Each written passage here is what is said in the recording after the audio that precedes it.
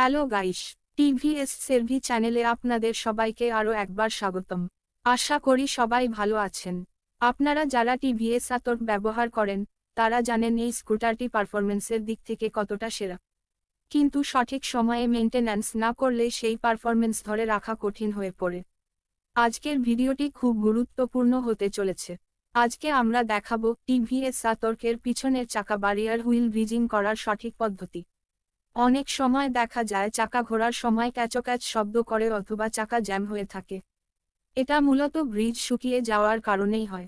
আমরা আজ চাকাটি খুলে পুরনো ময়লা পরিষ্কার করে নতুনভাবে গ্রিজিং করব যাতে রাইডিং আগের মতো স্মুথ হয়ে যায়। প্রথমে আমরা এক্সেল নাটটি লুজ করে চাকাটি সাবধানে বের করে নেব। দেখুন এখানে কতটা ধুলোবালি জমেছে। আমরা ব্রেক শু এবং ড্রাম ভালো করে ক্লিন করে নিচ্ছি।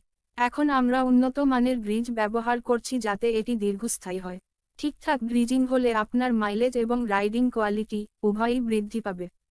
বন্ধুরা, দেখলেন তো কত সহজেই আপনারা আপনাদের গাড়ির যত্ন নিতে পারেন।